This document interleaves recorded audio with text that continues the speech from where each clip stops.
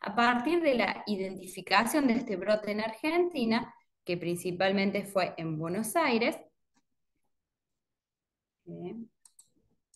se realizó una alerta epidemiológica en el Ministerio de Salud de la Presidencia, en donde se alerta frente a la confirmación de 33 casos de linfogranuloma venéreo en Argentina, con las manifestaciones que anteriormente le mencioné, con el objetivo de procurar el diagnóstico etiológico de estos casos, implementar el tratamiento adecuado, que como mencioné anteriormente es más prolongado el tratamiento antibiótico, además de realizar una notificación a través del Sistema Nacional de Vigilancia de Salud y el control de los contactos. En el marco de mi proyecto de tesis doctoral, que la misma consistió en estudiar la infección del tracto genital masculino por Clamidia trachomatis, estudiando tanto la epidemiología molecular local, la respuesta inmune asociada y los posibles efectos sobre la fertilidad masculina. En la tesis realizamos dos grandes estudios y dentro del segundo estudio, que fue un estudio prospectivo, que incluyó 212 pacientes que acudían a la consulta urológica por fertilidad o con sintomatología, es que dentro de estos 12 pacientes, uno de ellos, que es un paciente masculino de 36 años, nos permitió hacer este reporte clínico que les voy a contar a continuación. Este paciente era un paciente masculino de 36 años, heterosexual, HIV negativo, que acude a la consulta urológica en julio del año 2018 con signos y síntomas de epididimitis, que es una inflamación del epidídimo, con más de 6 meses de evolución, es decir, que ya se puede considerar epididimitis crónica. Este paciente además se encontraba dentro del marco de un tratamiento por reproducción asistida, debido a diagnóstico de una infertilidad primaria de la pareja. Principalmente la infertilidad se debía a factor femenino, ya que su pareja tenía varios ciclos anovulatorios. Este paciente de 36 años acude a la consulta urológica y al referir los síntomas que se van a detallar a continuación, se pide diagnóstico por imagen a nivel testicular con ecografía ecodoppler, y además, como todos los 212 pacientes del estudio prospectivo, se obtienen muestras de semen por masturbación, en donde se realizan dos principales estudios. El primero, realización de los espermogramas completos para determinar la calidad seminal de los pacientes y otros marcadores de inflamación e infección. Y sobre el pellet celular se hace una extracción de ADN para determinar por PCR la presencia de Clamidia trachomatis, HPV, herpes virus simple tipo 1 y tipo 2, tricomona vaginalis, treponema pallidum, Neisseria gonorrheae, Mycoplasma hominis y genitalium, Ureaplasma orealitis. Y además a los pacientes se agrega espermocultivos para evidenciar la presencia de otros gérmenes comunes como Escherichia coli, Enterococcus fecalis, Proteus mirabilis, entre otros. A continuación voy a describir detalladamente y en línea de tiempo el caso clínico. El paciente acude a la consulta urológica en julio del 2018 en el marco de este tratamiento de reproducción asistida, como así también ante la consulta con el urólogo, manifiesta un dolor testicular de más de 6 meses de más de 6 meses y que no se había hecho ningún tipo de control ni había acudido a consulta por dicho dolor. El urólogo, ante la exploración física, encuentra un aumento del tamaño del cordón espermático, principalmente del lado derecho, y el paciente refiere un dolor testicular intenso a la palpación, como así también se encuentra aumento del tamaño de los testículos e hidrocele. Frente a este cuadro se pide una ecografía Doppler testicular. La misma arroja presencia de hiperecogenicidad, aumento del tamaño del epidídimo derecho e hipervascularización extendida del cordón espermático graso, que todos estos hallazgos son compatibles con epididimis local y funiculitis. Ante estos estudios, podemos decir que el paciente está cursando con una epididimitis de evolución crónica, ya que los síntomas tienen más de 6 meses. Este paciente además dejó una muestra de semen y en primer lugar se hizo una extracción del pellet celular, extracción de ADN, para determinar los distintos uropatógenos. El paciente deja una primera muestra el 1 de agosto del año 2018, en donde se realiza la detección de Clamidia trachomatis por PCR, ureoplasma y micoplasma por cultivo, y además se realiza espermocultivo. Como se puede observar, en esta oportunidad el paciente se detecta que tiene una infección por Clamidia trachomatis y es negativo para el resto de los patógenos estudiados. Frente a la positividad de clamidia, se pide, tanto del laboratorio como junto con el urólogo, una segunda muestra de semen para confirmar la infección por clamidia y además sumarle la detección de otros uropatógenos por PCR. En esta segunda muestra se confirma la infección por Clamidia trachomatis y se obtiene negativo para el resto de los uropatógenos estudiados, como sumado a los que ya se habían realizado en la primera muestra, Mycoplasma genitalium, herpes virus simple tipo 1 y tipo 2, HPV, Trichomona vaginalis, Treponema pallidum y Neisseria gonorrhoeae. Además, sobre la muestra de semen no solo se detecta la presencia de los distintos uropatógenos, sino que también se realizan espermogramas para determinar la calidad seminal. Estos se realizan en las dos muestras de semen que dejó el paciente cuando se encontraba con infección por Clamidia trachomatis. Como se puede observar en negrita, se encuentran los valores que se encuentran alterados de acuerdo a los valores de referencia de la Organización Mundial de la Salud en su manual 2010. Vemos que en ambas oportunidades el paciente tiene una disminución de la concentración espermática, disminución de la motilidad, tanto total como traslativa rápida, disminución de la viabilidad en la primera muestra y disminución de la morfología en la segunda muestra, como así también un aumento de espermatozoides con ADN fragmentado que se realiza por la técnica de túnel. Además, es importante destacar que en ambas oportunidades el paciente, si bien tiene infección por Clamidia trachomatis, la misma no se manifiesta con leucocitospermia. La leucocitospermia es el aumento en semen de más de 1 millón de células peroxidasa positivas, que son principalmente neutrófilos y algunos macrófagos activados, por mililitro de semen, que es un biomarcador que utilizan mucho los médicos para un indicativo de una infección o inflamación del tracto urogenital. Como se puede observar, el paciente, si bien tiene infección, no manifiesta leucocitospermia. Frente a las distintas alteraciones que le mencioné, encontradas en ambas oportunidades, el paciente puede clasificarse con una oligoastenoteratosospermia, es decir, que tiene una baja concentración, mala movilidad y mala morfología. Además, se realizaron otros estudios mucho más específicos sobre, en primer lugar, evaluar la necrosis espermática. La necrosis espermática y la apoptosis se evaluaron sobre las muestras de semen con una doble tinción con la nexina 5E yoduro de propio que nos permite, mediante citometría de flujo, distinguir entre espermatozoides viables o espermatozoides apoptóticos o necróticos.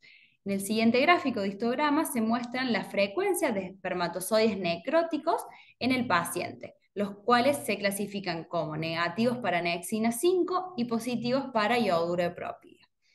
Como se puede observar en el segundo histograma, el paciente tiene una frecuencia de 11,1 de espermatozoides necróticos y si los comparamos con la media del grupo de pacientes controles de nuestro grupo, que no tienen infección ni inflamación del tracto urogenital, la media de necrosis apoptótica es 4,55. Se puede observar que el paciente tiene un aumento de la necrosis espermática o una necrosospermia.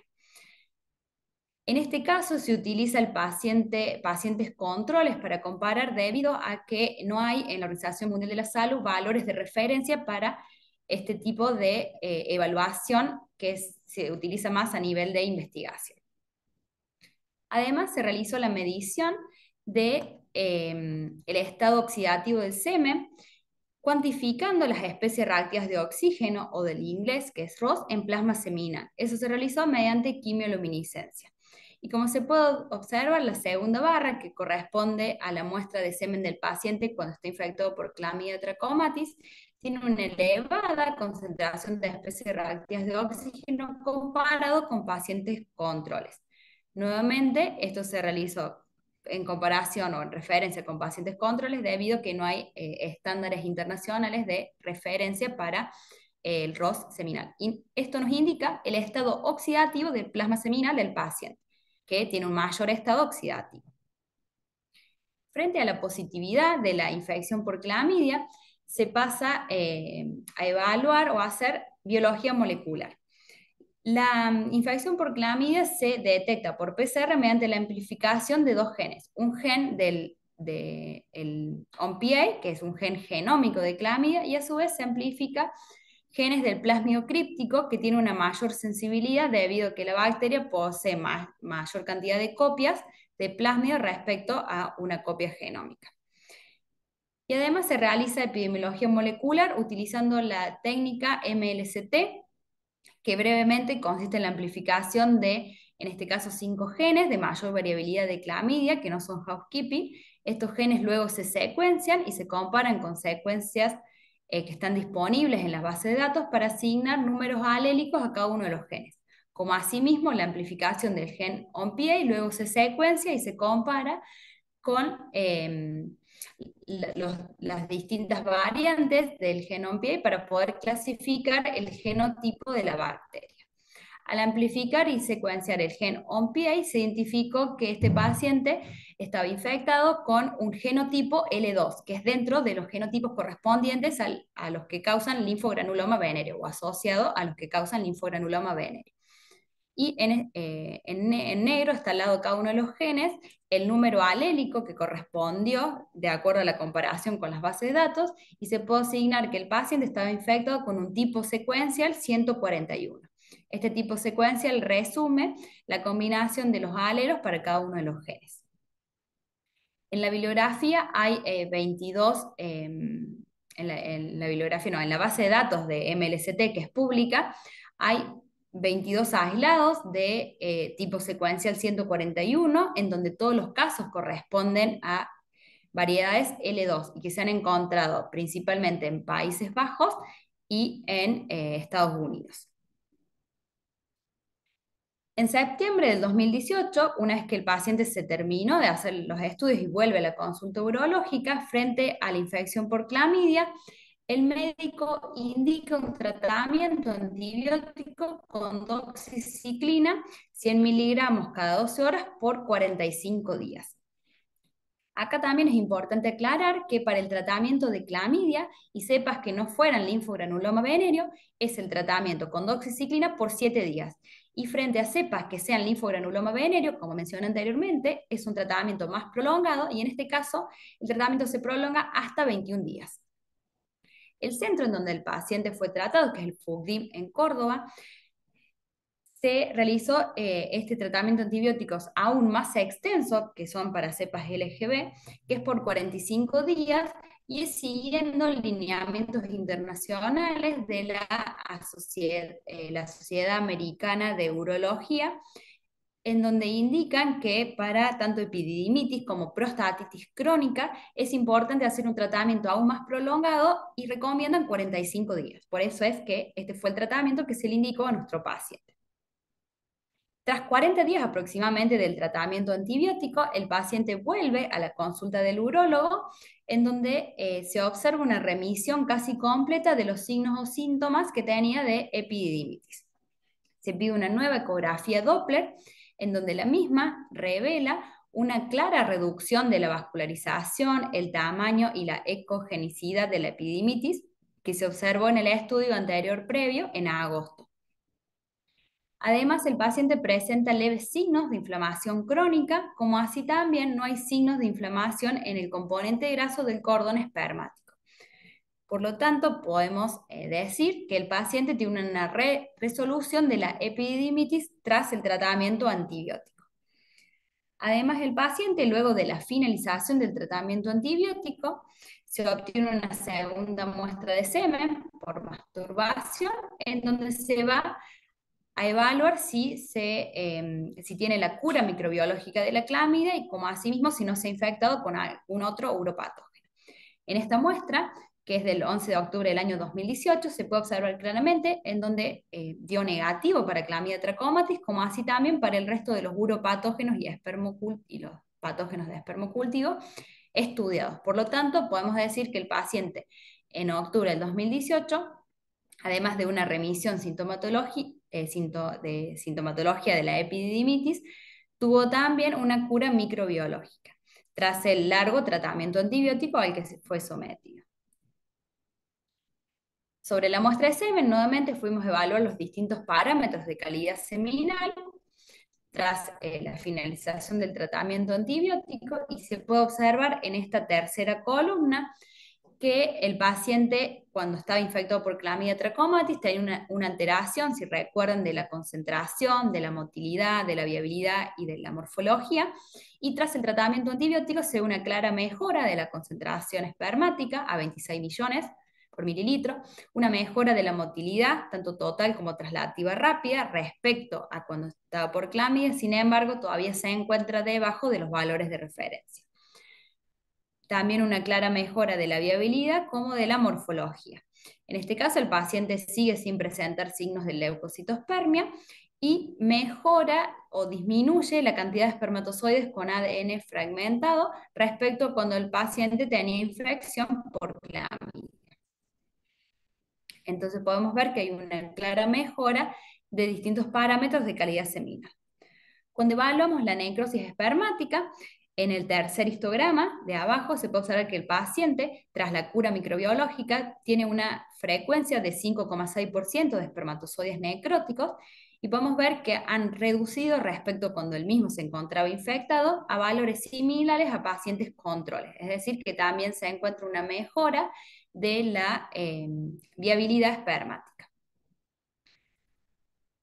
Cuando fuimos a evaluar los niveles de ROS en plasma seminal tras el tratamiento antibiótico, se puede observar claramente que hay una reducción de las especies reactivas de oxígeno en plasma seminal respecto a cuando el paciente se encontraba con infección por clamidia a valores similares a los pacientes controles. Por lo tanto, se produce una mejora del estado oxidativo del plasma seminal.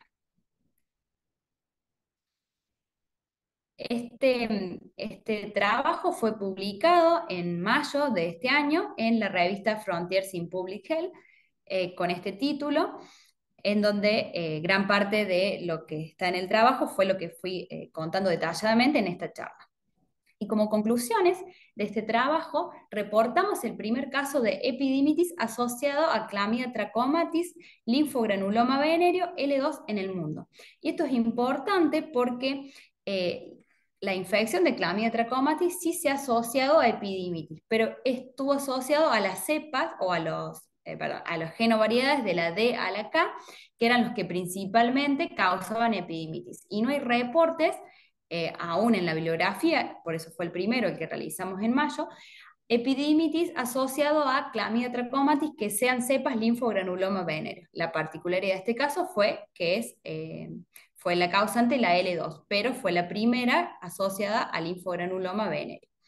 Este reporte se realizó en un paciente masculino heterosexual HIV negativo, que si recordamos, inicialmente este brote linfogranuloma venéreo se asoció principalmente a pacientes que son hombres que tienen sexo con hombres y a la coinfección con HIV. Además, este paciente tenía sintomatología especial o particular de epidimitis crónica. La infección por clamidia por las otras cepas de la D a la K se asocia principalmente a epidimitis aguda. Y el paciente también no presentó características clínicas clásicas del linfogranuloma venéreo, como son la presencia de pápulas o bubones inguinales, úlceras herpetiformes o linfoadenopatía. Este reporte constituye así una valiosa información epidemiológica con significativo impacto clínico sobre la salud pública, debido a que es importante identificar cuando un paciente tiene una infección por clamidia, si la misma se debe o no a cepas linfogranuloma venéreo para realizar un correcto tratamiento antibiótico, ya que para estas cepas se hace un tratamiento más prolongado de 21 días, que para cepas que no son linfogranuloma venéreo se indica 7 días. Además, el paciente, tras el tratamiento antibiótico, mostró una clara remisión de la sintomatología de epidimitis, como así también una mejora de la calidad espermática alterada tras la cura microbiológica de clamidia. Bueno, muchas gracias. Ahí finalizo con la presentación. Si tienen dudas, pasamos a la discusión.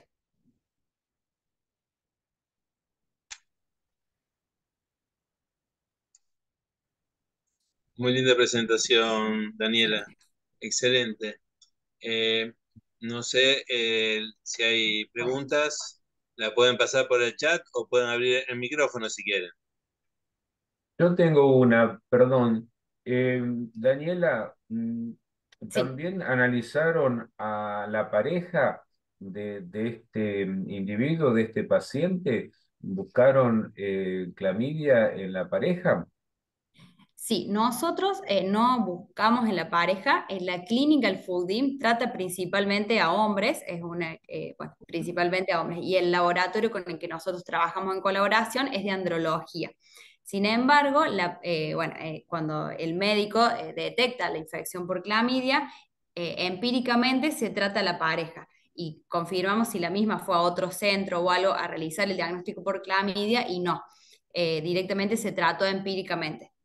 Suponemos que posiblemente es probable que pueda haber estado infectada, eh, porque en estar en la búsqueda de un embarazo tenían relaciones sexuales sin protección, entonces es posible que se haya contagiado, pero no tenemos certificado de PCR positiva para su pareja. Sin embargo, sí realizó el tratamiento antibiótico junto con la pareja positiva, que esa es la forma en que se tienen el manejo en este centro.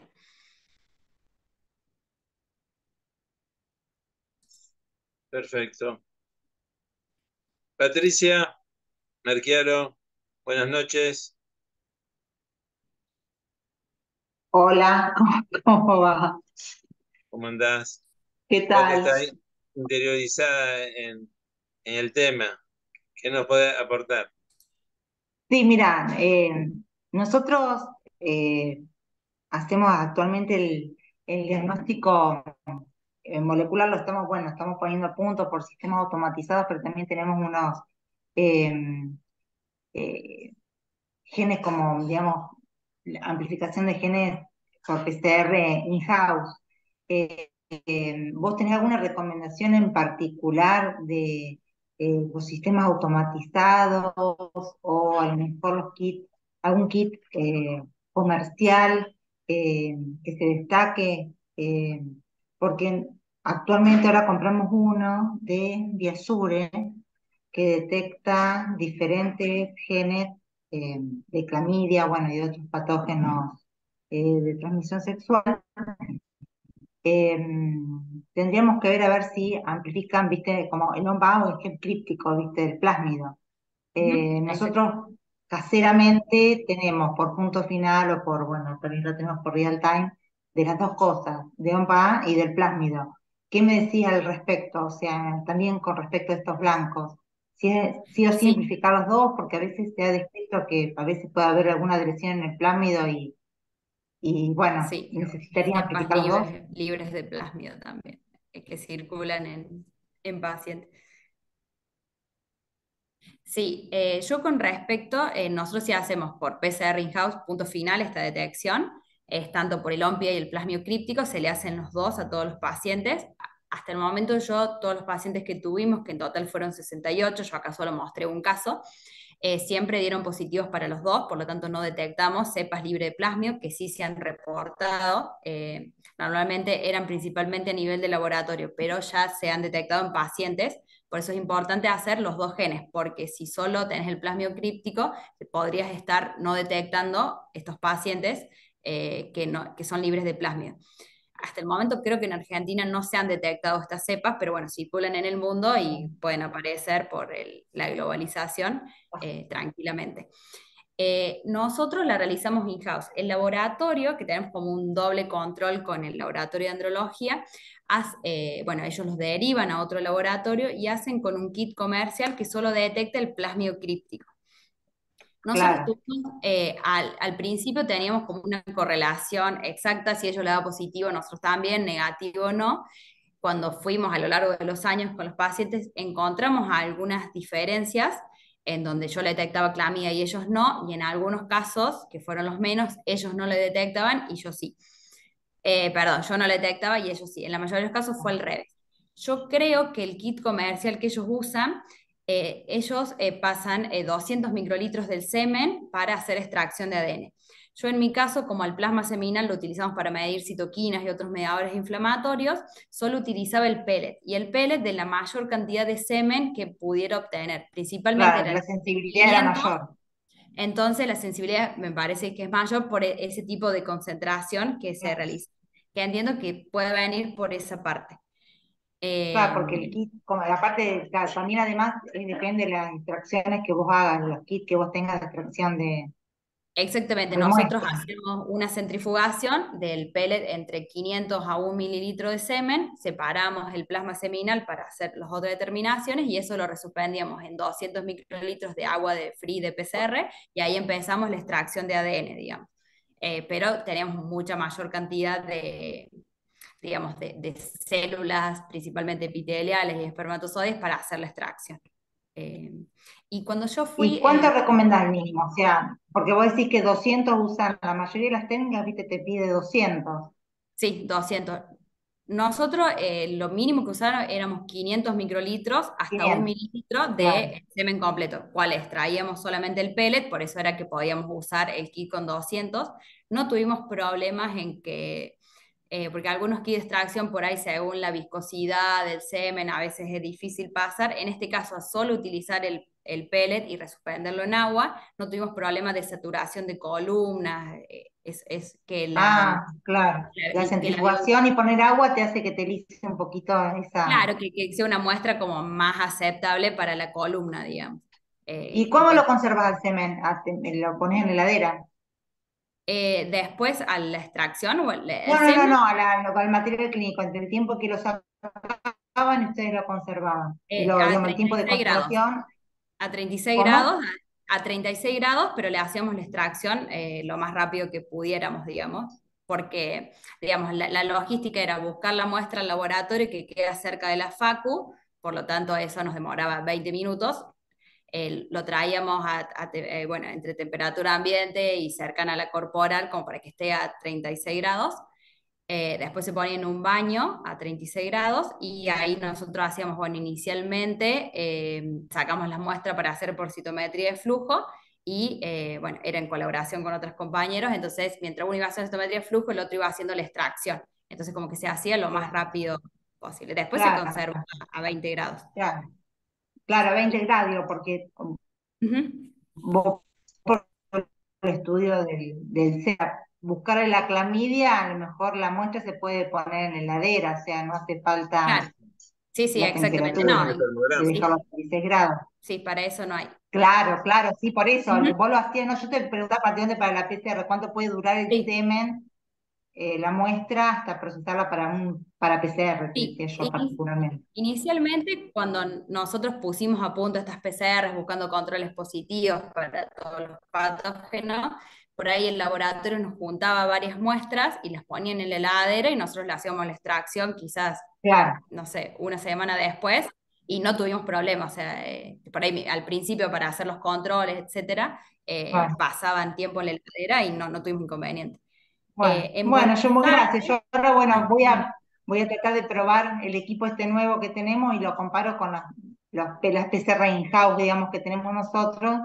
claro. Y No sé si ya largo Wiener Lab, el laboratorio, porque cuando yo fui a un curso a Buenos Aires el año pasado, en octubre, estaban haciendo conjunto el grupo del Marcelo Rodríguez Fermepin, que fue el que hizo este reporte de alerta epidemiológica. Estaban viendo de hacer un kit comercial por real time, en donde era tanto el OMPI como el plasmio críptico, sino que no los diferenciaba, digamos, después la amplificación de cualquiera de los dos se veía en el mismo canal. bien. No ¿Por sé qué si lo marca han dijiste? largado todavía a la ¿De quién? venta. Estaban ¿Qué marca? Wiener Lab. Ah, Wiener, sí, sí, vine a Bien, ver. claro. Wiener, bueno. Bueno, Sí, gracias, exactamente. gracias. Lo hice muy No, largo, de nada. gracias. Bueno, excelente. ¿Alguna otra pregunta?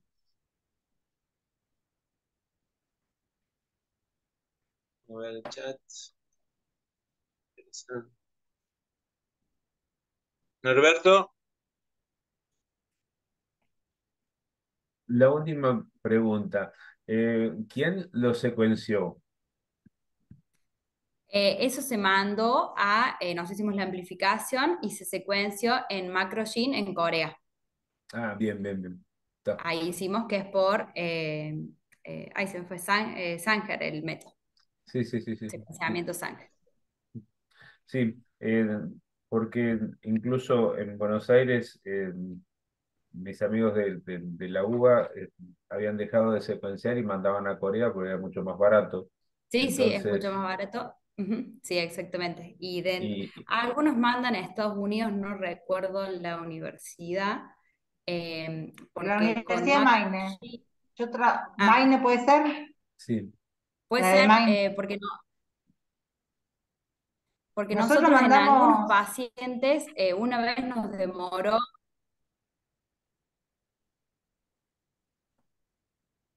no sé si bueno, una vez nos demoró como 7 días y esos secuenciamientos no tuvieron tan buena calidad como los primeros que los mandamos un jueves, el viernes llegaron a Corea y los viernes estuvieron secuenciados. Y otros investigadores también tuvieron algunos problemas con Macrogene y ahora mandan a Estados Unidos. Bueno, pero yo particularmente siempre lo hicimos con Macrogene, no tuvimos inconvenientes. sí, nosotros mandamos siempre esa Macrogene excelente. Y a Estados Unidos mandamos antes por eso a la Universidad de Maine y también, bárbaro. Pero bueno, por cuestiones de convenio, por ahí te mandan ahora a Macrogene. bien. Esa Sí, era sí.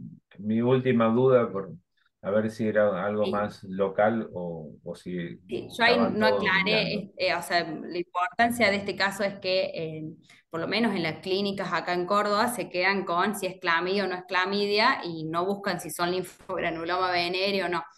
Este paciente, nosotros, como estábamos en el proyecto de tesis, se buscó qué genotipo era, pero si no, normalmente no se hace. Y la determinación del genotipo se hizo mucho tiempo después, porque por razones de cuestiones de tiempo, después vino la pandemia se mandaron a secuenciar en el 2020 y el paciente en su momento no supo que tenía una cepa linfogranuloma venéreo. El tratamiento, como yo aclaré, el médico le dieron 45 días porque siguen esas normas de la Sociedad Americana de Urología, en donde ellos van a congresos y bueno, han visto que se recomienda este tratamiento más prolongado en epidimitis y prostatitis crónica por clamidia. Por eso es que se puede ver la cura microbiológica ya que fue un tratamiento por mayor día. Sin embargo, si el paciente hubiera ido a otro centro que no siguen estos lineamientos, el tratamiento hubiera sido 7 días y habría que corroborar en esos casos si hubieran sido suficientes para la cura microbiológica, ya que esos 7 días, según por lo que bueno, discutimos cuando yo presenté el caso en un curso en Buenos Aires, donde había muchos expertos de clamidia, esos 21 días son principalmente para corroborar o eliminar la bacteria por la biodisponibilidad de la droga a nivel anorrectal. Con los 7 días a nivel genital posiblemente hubiera alcanzado. En este paciente nosotros no realizamos ningún hisopado a nivel rectal, por lo tanto no sabemos si tenía infección también a nivel rectal o era solo a nivel genital, urogenital. Pero bueno, por eso es importante también la detección o que los médicos estén atentos a que pueda haber otras manifestaciones clínicas como la epidimitis, que eran clásicas de las otras clamidias, y también lo puede causar una linfogranuloma venéreo, en donde el tratamiento adecuado debería ser más prolongado. Y finalmente, ¿pudieron llegar a concebir? ¿Tienen esa información? Por lo que la última vez que pregunté todavía no. Pero pasa que en este caso hay una fuerte, a nivel de fuerte factor femenino de infertilidad que bueno, era más difícil de tratar. Hasta el momento no han podido. Si bien mejoró la calidad seminal del factor masculino, la mujer tenía Mm. muchos problemas de ciclos de anovulatorios. Que creo que iban a ir a ICSI, pero después finalmente, creo, bueno, en el primer ICSI por lo menos no hubo embarazo, Mm. no sé después, en los otros. Mm. Eso venía a cuento te pregunto esto por el tema de lo que te había preguntado antes, si le habían hecho también el diagnóstico a la pareja, ¿no? Se podían estar pegadas las trompas, Claro, exactamente, sí, si tuviera la infertilidad tubárica, que es tal cual. característica de la infección crónica de clamidia. Eh, Sí, exactamente. la mujer en cuanto a clamidia era asintomática, digamos, no tenía ninguna Mm, sintomatología, pero mm, como se realizó tratamiento empírico, no se pidió muestra para saber si tenía. Pero bueno, en ese caso la infertilidad es bastante irreversible a ese nivel si ujú, ya tuviera. ujú. Por más que se trate clamidia, es bastante difícil de Por, revertir la infertilidad. Ujú. por eso era la pregunta si habían concebido. Sí, sí, sí, ese dato no lo tenemos, principalmente porque nosotros trabajamos con los andrólogos y urólogos No. y que no trataron a la mujer, tuvimos esa parte de información, pero no tuvimos acceso a otros estudios como ecografías bueno, sí sabemos que clamidia directamente no se detectó, no es que no tuvimos la información nosotros, sino que no se pidió. Ujú, ujú.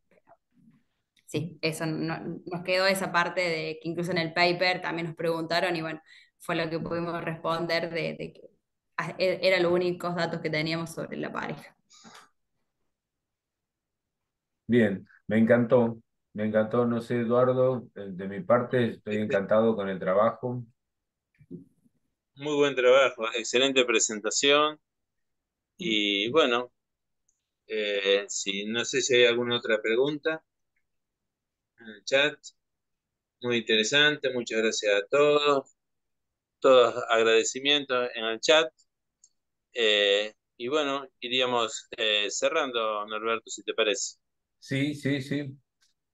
Agradeciéndole a la doctora Paira por esta hermosa presentación, Muchas gracias. nuevamente felicitándola y bueno, invitándolos para la próxima reunión a todos, incluso invitándolos también para que se animen a presentar trabajos y de esa manera mostrar lo que estamos haciendo todos en nuestro laboratorio. Muchos, Bueno, muchos saludos a todos y los esperamos en la próxima.